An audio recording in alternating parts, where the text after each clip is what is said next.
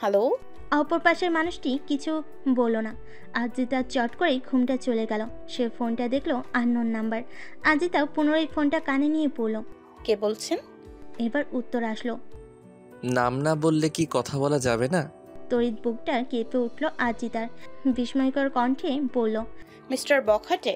ফারিস চোখ মুখ কুচকে ফেলল। এবার বলল। আজিতা মৃদু হেসে বলল। জানি তো।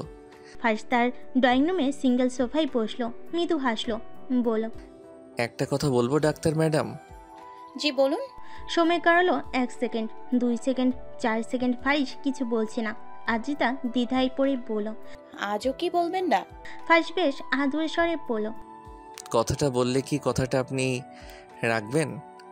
কথাটা রাখার মতো হলে আমি নিশ্চয়ই রাখবো। ফারিস তাও দমনা করলো। ভিতর থেকে কথাটা বের করতে পারছে না। ফারিস অনেকটা যুদ্ধ করে আবদা নিয়ে পড়ল। আমাদের যতবার দেখা হবে ততবার কি আপনি আমায় রোজ 10 মিনিট করে জড়িয়ে ধরে রাখতে পারবেন ডাক্তার ম্যাডাম? ফারিসের কথা শুনে আজিতার কেমন অনুভূতি হওয়া উচিত সে বুঝছে না। আজিতার কথা আটকে গেল। নিঃশ্বাস হলো ভারী। ফারিস বলল। কি হলো? আজিতা জোরে নিঃশ্বাস ফেলে বলল। যদি না রাখি? আমি কি আপনাকে জোর করতে পারি? আজিতা হেসে ফেলে কিছু বলে না। ফারিসও আর কিছু বলল না। অনেকক্ষণ চুপ থেকে বলল। চলুন বিয়ে করে ফেলি। তোর চমকে উঠল আজিতা। হেসে হেসে বলল। জোর খাটানোর ধান্দা। উচ্চ স্বরে হাসে ফারিস। হাসির শব্দ মোবাইল থেকে আজিতার কানেও গিয়ে বিঁধে। ফারিস মাথা চুলকে বলে। কিছুটা। আজিতা মিষ্টি হেসে বলে। আপনি তো পাগল। ফারিস সিঙ্গেল সোফায় তার মাথাটা এলিয়ে দিয়ে চোখ বন্ধ করে বলে। জানি তো। আবারও হাসলো আজিতা। ফারিস ফিস ফিস করে বলল। আমাকে পাগল বানানোর অভিযোগে আমার বুকের মধ্যিখানে এক নিস্তব্ধ জেলখানায় আপনার শাস্তি হোক। আজিতা কি বলবে বুঝতে পারছে না। সে চুপ করে রইল। পাত্রপক্ষ বেশে পাত্রীর বাড়িতে বসে আছে মৃদুল, আশরাফ, মুনমুন, চাঁদনি, আজিতা আর রনি। মৃদুল খুব নার্ভাস। কিভাবে বলবে বুঝতে পারছে না। পাত্রী হলো মৃদুলের বাবার বন্ধুর মেয়ে। বেশ আসা যাওয়া মৃদুলের বাবার এখানে। তার মেয়ে পছন্দ। শুধু মৃদুল পছন্দ করলেই হয়ে যাবে বিয়েটা। মেয়ে একজন পুলিশ। মৃদুল বেশ উৎকণ্ঠা নিয়ে বলল। দোস্তরা, আমার কি খুব শুদ্ধ ভাষায় কথা বলতে হবে? দুই একখান অশুদ্ধ কইলে সমস্যা আছে? মৃদুলের প্রশ্নে সবাই হেসে ফেলে। আজিতা বলে। তোর যেমন ইচ্ছে তেমনই কথা বলবি। আমার খুব নার্ভাস লাগছে। মেয়েটা আমায় পছন্দ করবে তো? এত প্যারা নিচ্ছিস কেন? আমি আছি তো। মৃদুল চোখ কুচকে বলল। তুই আসিস মানে? রনি, ভুইলা যাস না, মন এইখানে আছে। রনি তাকালো মুনমুনের দিকে। মুনমুন চোখ রাঙিয়ে তাকিয়ে আছে তার দিকে। চাঁদনি উঠে এগিয়ে গেল বাড়ির দরজার দিকে। কারোর আসার নামগন্ধ নেই। অদ্ভুত তো ব্যাপারটা। আশরাফ চাঁদনি কাণ্ডে মৃদুস্বরে বলল। চাঁদ, এদিকে আয়। চাঁদনি গেল। আশরাফের পাশে চুপটি করে বসলো। বলল। ওনারা কেউ আসছে না কেন? পাত্রীর মাসে কখন বলে গেল মেয়ে আসছে, কই এখন দেখি না কেন? এমন সময় হাতের ট্রে নিয়ে ভিতরে ঢুকলো এক বুড়ি মহিলা। গায়ে জড়ানো লাল টুকটুকে শাড়ি, মাথায় সাদা চুল, চোখে মোটা ফ্রেমের চশমা। কোমর নুয়ে হাতে ট্রে নিয়ে কাঁপতে কাঁপতে আসছে বুড়িটা। মৃদুল তাকে দেখেই শক্ত করে চেপে ধরলো আশরাফের হাত। থমথমে কণ্ঠে বলল। দোস্ত, এই আবার নীলিমা না তো? আশরাফ নিজেকে যথেষ্ট ধাতস্থ করে বলল। না, এই মেয়ের নীলিমা হবে কেন? এই নিশ্চয়ই পাত্রীর দাদিটা দিয়ে হবে।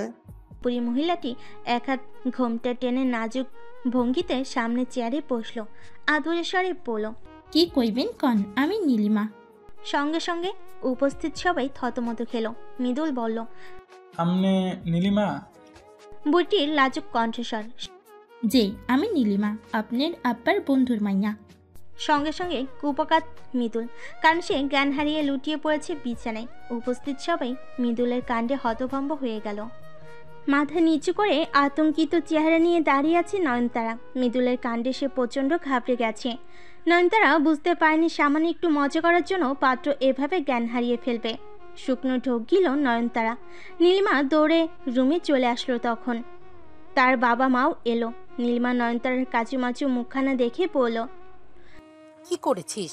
নয়ন মিনমিনিয়ে নিজের চোখের চশমা ঠিক করে পড়ল। আমি কিছু করিনি, খালি বলেছি আমি নীলিমা, ব্যাস তাতেই অজ্ঞান হয়ে গেছে। মৃদুল দেখছে আশরাফকে, বাকিরা দাঁড়িয়ে আছে। রনির চোখে মুখে বিস্ময়। স্যারেরা কামড় করলো কি? আশরাফ পানি আনতে বলল। নয়নতারা দৌড়ে পানি আনতে গেল। তারা অবাক চোখে তার চারপানে তাকালো। এই বুড়ো মহিলা এভাবে দৌড়ে গেল কিভাবে? একটু আগেও তো কাঁপতে কাঁপতে আসছিল। নয়নতারা দৌড়ে এসে আশরাফের হাতে পানির গ্লাসটা এগিয়ে দিয়ে বলল, নিন। আশরাফ এক ঝলক তাকালো মহিলাটির দিকে। কণ্ঠটা কেমন ইয়াং মেয়েদের মতো ঠেকলো। আশরাফ বেশি ভাবলো না, দ্রুত পানির গ্লাসটা নিয়ে পানি ছিটালো মৃদুলের চোখে মুখে। সঙ্গে সঙ্গে লাফ মেরে উঠে বসলো মৃদুল। থমথমে কণ্ঠে চেঁচিয়ে পড়ল, আব্বা আমি বিয়া করতাম না। আশরাফরা নিরাশ হলো মৃদুলের কাণ্ডে। নিজেদের মুখে চাপড় মারল সবাই। এমনিতেই লজ্জায় মিয়ে যাচ্ছে তারা, তার উপর মৃদুলের এমন উদ্ঘাট কাণ্ড। নীলিমার বাবা এতক্ষণ পর খেয়াল করলো তাদের সামনে দাঁড়িয়ে থাকা এক সাদা চুলাওয়ালা মহিলাকে। তাকে চিনতে না পেরে বলল, আপনি কে? নয়নতারা কাচুমাচু হলো এবার। নীলিমা বলল, বাবা ও নয়ন। সঙ্গে সঙ্গে চোখ বড় বড় করে বলল, ও নয়নতারা। সবাই চাইলো নয়নতারার দিকে। নয়নতারা মাথা নাড়ল নীলিমার বাবার কথায়। নীলিমার বাবা বললেন, তার মানে এসবের পিছনে তোর হাত আছে? নয়নতারা এগিয়ে আসলো। মাথার ঘোমটা তার অনেক আগেই পড়ে গেছে। নয়নতারা তার মাথার লাগানো আলগা সাদা চুলের গোছা খুলে ফেলল, চোখের চশমাও খুলল। গালে লাগানো আলগা ফেস মাস্ক আর মেকআপ উঠতেই তার ঝকঝকে ফর্সা মুখখানা আর ঘন কালো চুলগুলো দেখা গেল। আশরাফের নজর গেল সেই মুখচ্ছি।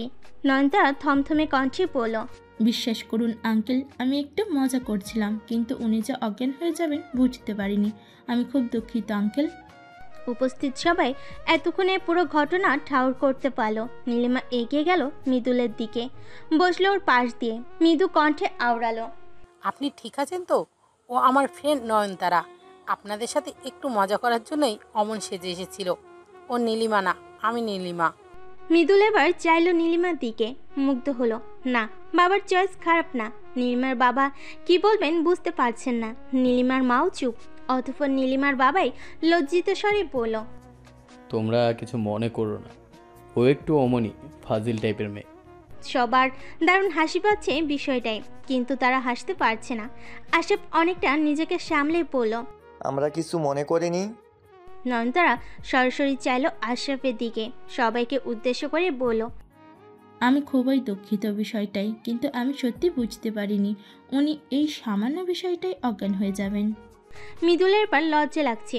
ইস, এটা কি করে ফেললো? মৃদুল মিটমিট করে তাকালো তার বন্ধুদের দিকে। চোখ গরম করে তাকিয়েছে সবাই। সে বুঝতে পেরেছে আজ চরম লেভেলের লজ্জাজনক একখানা কাণ্ড ঘটিয়ে ফেলেছে, যা তার বন্ধু মহলের সদস্যদের দারুণ লজ্জায় ফেলেছে। রাত তখন বেশ গভীর। কনকনে শীতের আভাস বইছে চারিপাশে। আজ হসপিটাল থেকে বের হতে রাত প্রায় 3টে বেজে গেল আদ্রিতার। খিদে আর ক্লান্তিতে শরীর অবশ প্রায়। আদ্রিতা বরাবরের মতো সোহেলকে ডাকলো। সোহেল এলো, দ্রুত জবাব দিল, ম্যাডাম হয়েছে। আদ্রিতার ক্লান্ত মাখা শরীরে উত্তর, চল দ্রুত। আচ্ছা ম্যাডাম আসেন। আদ্রিতা হেঁটে গিয়ে বসলো গাড়িতে। সোহেলও ড্রাইভিং সিটে বসে গাড়ি স্টার্ট দিল, কিন্তু অবাক করার বিষয় হলো গাড়ি স্টার্ট হচ্ছে না। সোহেল বেশ কয়েকবার চেষ্টা করার পরও গাড়ি স্টার্ট না হয় বিরক্তি দিতেই অতিষ্ঠ হলো আদ্রিতা। থমথমে কণ্ঠে জিজ্ঞেস করলো, কি হয়েছে সোহেল? সোহেলের নিরাশ চাহনি, হতাশায় ঘেরা মুখ। সে বলল, বুঝছি না ম্যাডাম। রাত হলে এটার কি হয় সোহেল? সোহেল বলল, আমিও জানি না, দিনে তো ঠিকই থাকে, রাতে কি হয় বুঝি না। সোহেল গাড়ি থেকে নামলো। গাড়িটা অনেকক্ষণ চেক করে বলল, ম্যাডাম গাড়িতে তেল নেই। আদ্রিতার ইচ্ছে করছিল সোহেলকে অনেকক্ষণ পেটাতে, কিন্তু পারল না। সে গাড়ি থেকে বের হলো, বিরক্তি নিয়ে বলল, এটা আরো আগে দেখোনি কেন সোহেল? সোহেল মাথা নুইয়ে বলল, বিশ্বাস করুন ম্যাডাম, সকালেই ফুল ছিল, হঠাৎ কি করে খালি হয়ে গেল বুঝছি না। আদ্রিতার কথা বাড়ল না। সোহেল বলল, গাড়ি এনে দিব ম্যাডাম। তীক্ষ্ণ দৃষ্টি নিয়ে তাকালো আদ্রিতা, বলল, আগে এটাকে ঠিক করো সোহেল, কাল থেকে এমন হলে আমি তোমায় দেখে নিব। কথাটা বলেই হনহন করে হেঁটে গেল আদ্রিতা। সোহেল মাথা নুইয়ে দাঁড়িয়ে রাগে ফুঁসছে আদ্রিতা। সে বুঝতে পারছে না রোজ রাতে গাড়িটার হয় কি। আজিতা তার মায়ের নাম্বারে কল করলো, সঙ্গে সঙ্গেই ধরলো তার মা, যেন তার কলের অপেক্ষায় ছিল এতক্ষণ। আদ্রিতার মা চিন্তিত স্বরে বলল, কখন ফিরবি আদ্রিতা? আমার একটু লেট হবে, তুমি ঘুমিয়ে পড়ো মা। কথাটা বলেই ফোনটা কেটে দিল। কথা বলতে ইচ্ছে করছে না, তার খুব ক্ষুধা পেয়েছে। এত রাতে খাওয়ার মতো কিছু নেই আশপাশে, পুরো রাস্তা ফাঁকা, গাড়িটারই কিছুই দেখা যাচ্ছে না তেমন। আজই তার ইচ্ছে করছে সোহেলের কানটা ছিঁড়ে ফেলতে। ছেলেটা আগে চেয়ে বড্ড বেখেয়ালি হয়ে গেছে। এমন চলতে থাকলে সে সোহেলকে বাদ দিয়ে নতুন ড্রাইভার রাখবে। কথাগুলো একা মনে বলছে আর হাঁটছে আজিতা। হঠাৎই পিছন থেকে গাড়ির হর্ন বাজার আওয়াজ শোনা গেল। আজিতা আরও বিরক্ত হলো এতে। পিছন ঘুরে বিরক্তি নিয়ে চোখ মুখ কুঁচকে পড়ল। সমস্যা কি, এভাবে মাঝ রাতে শুধু শুধু হর্ন বাজাচ্ছেন কেন? ফারিসের কণ্ঠে শোনা গেল। সে বলল, সমস্যাটা হচ্ছেন আপনি। আজিতার টনক নড়ল। ফ্যাল ফ্যাল দৃষ্টি নিয়ে তাকালো ফারিসের মুখের দিকে। বিস্মিত কণ্ঠে প্রশ্ন করল, আপনি এখানে? ফারিস দরজা খুলে দিল। আজিতা ছুটে গিয়ে বসলো গাড়িতে, সিট বেল্ট লাগিয়ে বলল, এত রাতে এখানে কি করছিলেন? ফারিসের এক বাক্যের জবাব, অপেক্ষা। আজিতা চোখ বড় বড় করে চাইল ফারিসের দিকে, কিন্তু ভাবটা আচমকাই উবে গেল কোথাও। সে বলল, আপনি কখন থেকে আমার অপেক্ষা করছিলেন? ফারিসের আবারও এক বাক্যের উত্তর, অনেকক্ষণ। আজিতা জোরে নিঃশ্বাস ফেলে তার মাথাটা এলিয়ে দিল গাড়ির সিটে। চোখ বন্ধ করে বলল, খুব ভালো করেছেন, আমার অপেক্ষায় ছিলেন, নয়তো এত রাতে কত দূর আমার হাঁটা লাগতো কে জানে। কেন, আপনার গাড়ি কই? আর বলবেন না, ওটাই কিছু একটা সমস্যা হয়েছে। রোজ রাতে সমস্যা করছে। পরশু টায়ার ফেলে গেছিল, কাল ঠিক ছিল, কিন্তু আজ আবার তেল নেই। ফারিস ছোট্ট করে বলল। ও। আজিতা চাইল ফারিসের দিকে। মাঝে একদিন তার সাথে ফারিসের দেখা হয়নি, তবে রাতে কথা হয়েছিল। আজিতা বলল, কাল এলেন না কেন? রোজ তো গাড়ি নষ্ট করা যায় না, তাই ভেবেছি একদিন পরপর করব। মুহূর্তের মধ্যেই চোখ চড়িয়ে গাছ আজিতার। বিস্ময়কর এক চেহারা নিয়ে বলল, তার মানে এই 2 দিন? হ্যাঁ, আমি করেছি। কিন্তু কেন? এভাবে একসাথে বাড়ি ফেরার জন্য। আমায় বললে কি আমি আসতাম না? চমকানো তো যেত না? আজিতা হেসে ফেলে বলল, আপনি আসলে একজন অদ্ভুত মানুষ। ফারিসের তড়িৎ উত্তর, জানি তো। কাল থেকে আর গাড়ি নষ্ট করবেন না, এই দূরে অপেক্ষা করবেন, আমি আসব। ফারিস রাস্তার পানে তাকিয়ে বলে, আচ্ছা। আজিতার পেটে মোচড় দিয়ে উঠল। দ্বিধাহীন কণ্ঠে বলল, আমার খুব খিদে পেয়েছে। ফারিস অনেকক্ষণ চুপ থেকে বলল, আমাকে কি বিশ্বাস করা যায় ডাক্তার ম্যাডাম? আজিতা চমকালো, ভড়কালো, অবাক হলো খুব। বলল, কেন যাবে না? তাহলে আমার সাথে যাবেন দূরে? আজিতা মিনমিনিয়ে বলল, কোথায়? আছে এক জায়গা, যাবেন? আমার যে খিদে পেয়েছে। তার জন্যই তো যাব, আপনাকে খাওয়াবো, যাবেন? আজিতা বেশি ভাবলো না, বলল, ঠিক আছে। ফারিস দ্রুত গাড়ি ঘোরালো, গাড়ির স্পিড দিল বাড়িয়ে। আদিবকে কল করে বলল, আদিব, আজ রাতে আমি ফিরছি না, তুমি চিড়ামুড়ি কিছু একটা খেয়ে ঘুমিয়ে পড়ো। অপর পাশে কিছু শোনা গেল না, তার আগেই ফারিস ফোন কেটে দিয়েছে। আজিতা তার দিকে তাকিয়ে। ফারিস বিনা কথাই পুরো 1 ঘন্টার রাস্তা আধা ঘন্টায় এসে থামালো গাড়ি। আতঙ্কিত আজিতা তখন থমকানো মুখ। সে ডান পাশে চাইল, বন জঙ্গলে ঘেরা একটা জায়গা। আজিতা সরু চোখে তাকালো ফারিসের দিকে, বলল, আমরা কি এখানেই নামবো? ফারিস জবাব দিল না। সরল দৃষ্টি নিয়ে তাকালো আজিতার মুখশ্রীর দিকে, করুণ স্বরে বলল, আমার যদি হঠাৎ প্রেম পায় তবে কি আপনি খুব রাগ করবেন ডাক্তার ম্যাডাম? আজিতার বিস্মিত চেহারা, চোখ মুখ কুচকানো, শরীর অবসল প্রায়। সে বলল, এসব কি বলছেন? ফারিসের দুষ্টুমার্কে হাসি। আমি জানি বিয়ের আগে প্রেম পাওয়াটা একটা দণ্ডনীয় অপরাধ, তবুও হঠাৎ পেয়ে বসলে আপনি কি রাগ করবেন? আজিতার দৃষ্টিভঙ্গি পাল্টালো, কিছু বুঝলো, হাসলো, সুরেলা সুরে আহরালো, আমি আপনাকে খুন করব ফারিস। ফারিসের মুখ হাসি হাসি, দৃষ্টিভঙ্গি ভিন্ন। সে নরম কণ্ঠে শুধালো, পারলে মারুন, আপনি মারলে আমি বেঁচে যাই। কনকনে শীতে থরথর করে কাঁপছে শরীর। আজিতা তার গায়ে জড়ানো কালো চাদরটা আরও একটু শক্ত করে চেপে ধরল। আশপাশ পুরো নির্জীব, বন জঙ্গলে ঘেরা পুরো জায়গাটা। নিশি রাতের শিশিরে ভেজা মৃদু ঘাসের ওপর মোড়া পেতে বসে আছে আজিতা। তার সামনে ডালপালা পুড়িয়ে আগুন জ্বালাতে ব্যস্ত ফারিস। আজিতার সামনে একটা থমথমে বাড়ি দেখা যাচ্ছে। বাড়িটা অনেক পুরনো আর ভুতুরে টাইপ। ফারিস সেই বাড়ির ভিতর ঢুকেই ডালপালা নিয়ে এসে এই মৃদু ভেজা ঘাসের উঠোনে আগুন জ্বালাচ্ছে। আজিতা প্রশ্ন করলো, আমরা কি বাড়ির ভেতর যাব না? ফারিস এক ঝলক চাইল আজিতার মুখশ্রীর দিকে, পর মুহূর্তেই দ্রুত জবাব দিল, আমরা না, শুধু আপনি।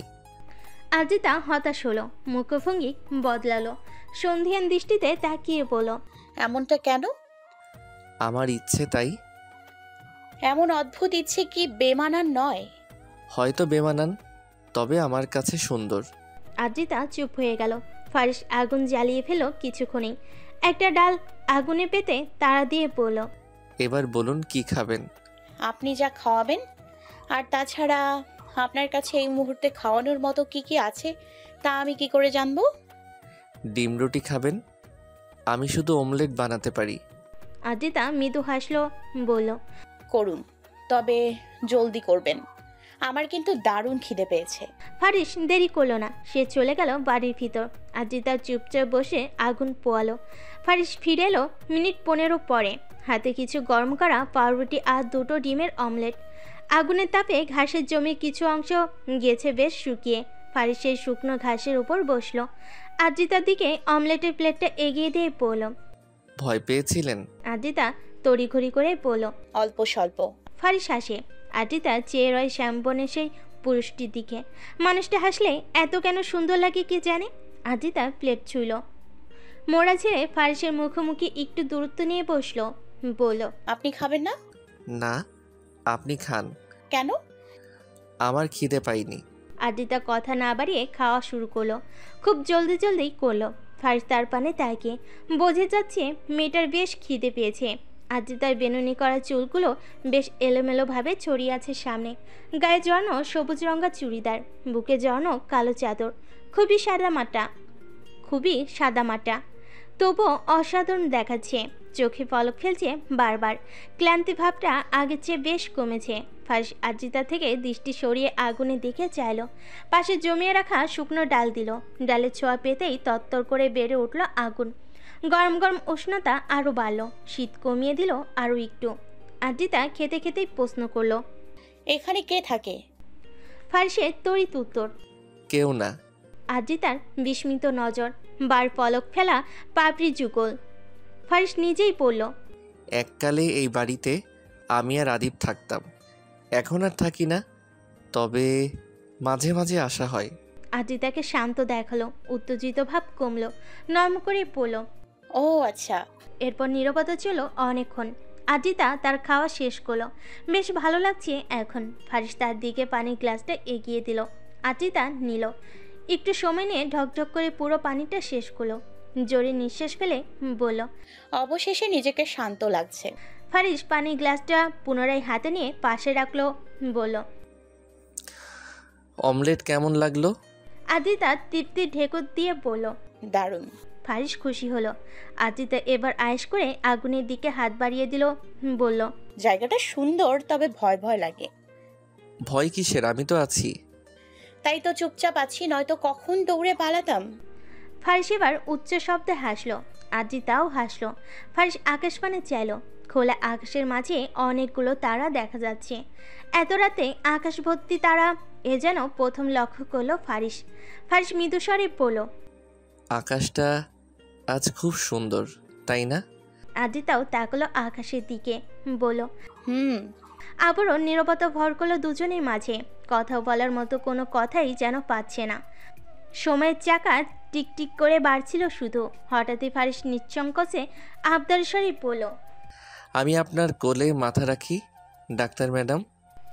আজিতার অদ্ভুত চোখ, ফারিসের শীতল দৃষ্টি, কণ্ঠস্বর বেশ নরম। আজিতা বেশি সময় নিল না, মাথা নাড়িয়ে মিষ্টি হেসে বলল, আচ্ছা রাখুন। ফারিস খুশি হলো। বিনা দ্বিধায় সে শুয়ে পড়ল নিচে, মাথা রাখলো আজিতার কোলে। আজিতার হাত আপনা আপনি চলে গেল ফারিসের চুলে, হাত বুলাতে লাগলো ধীরে ধীরে। ফারিস চোখ বন্ধ করলো, বলল, জানেন আমি না কখনো এভাবে কারো কোলে মাথা রাখিনি। আপনাকে কেন যেন আমার বড্ড আপন মনে হয়। কি জাদু করলেন বলুন তো? আজিতা উত্তর দেয় না। ফারিস আবারও বলে, আমার বয়স যখন 5, তখন প্রথম রংপুরের সেই ইমাম আমায় নিয়ে ঢাকা আসেন। আমাকে বলে এখন থেকে নিজের দায়িত্ব নিজেকেই নিতে হবে। আমি তখন বেশ অবাক হই তার কথায়। আমাকে তিনি রেখে গেলেন এক এতিমখানায়। সেখানেই পরিচয় হয় আমার আদিবের সাথে। কিছু ছেলেরা ওকে ধরে মারছিল, আমি আটকাই, তাদের থামাই। সেই থেকেই নাকি ওর জীবন বদলে যায়। এতিমখানায় থেকেছিলাম 2 বছর। হঠাৎ শুনি যিনি এতিমখানা করেছিলেন তার ছেলে নাকি এতিমখানা বিক্রি করে দেয়। আমাদের এক নিমিষেই সেখান থেকে তাড়িয়ে দেয়া হয়। কে কোথায় গিয়েছিল জানা নেই, তবে আদিব আমার সঙ্গেই ছিল। ক্ষুধার জ্বালা ভয়ঙ্কর জ্বালা আমি বুঝি।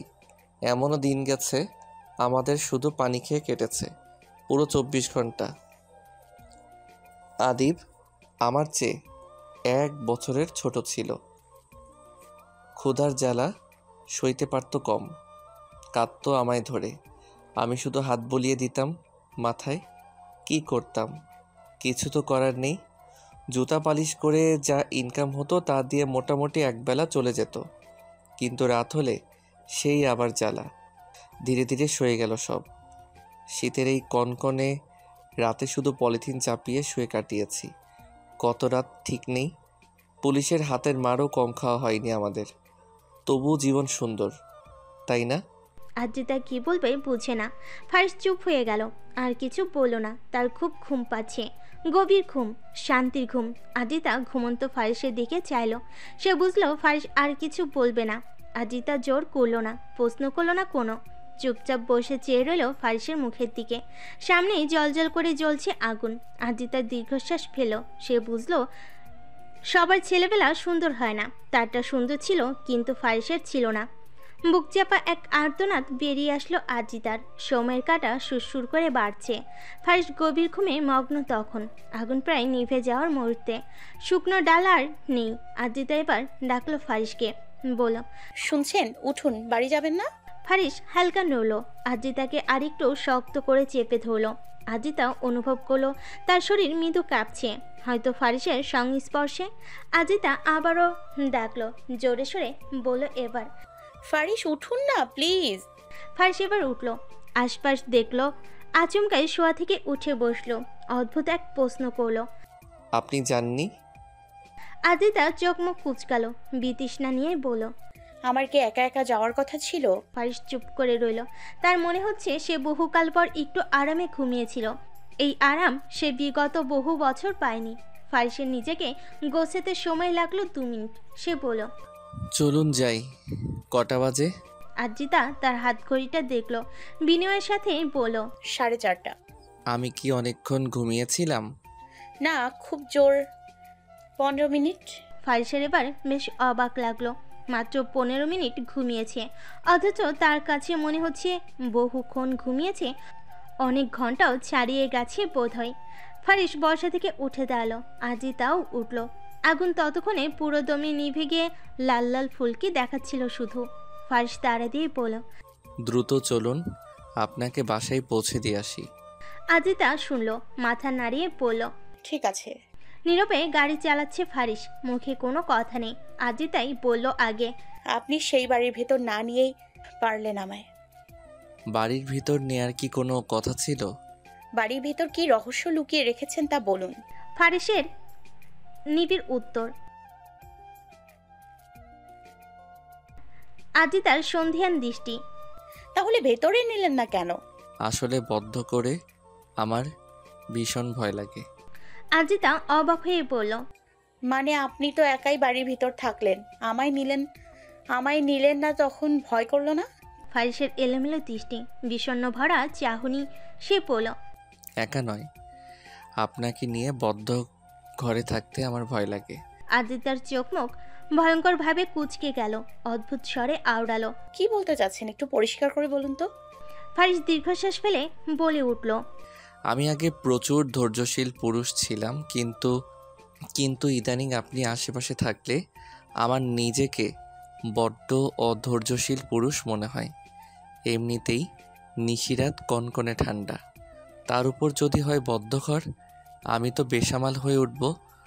বদ্ধঘরে আমার যদি প্রেম পায় তখন? দেখুন, আমি যথেষ্ট সতর্কবান মানুষ।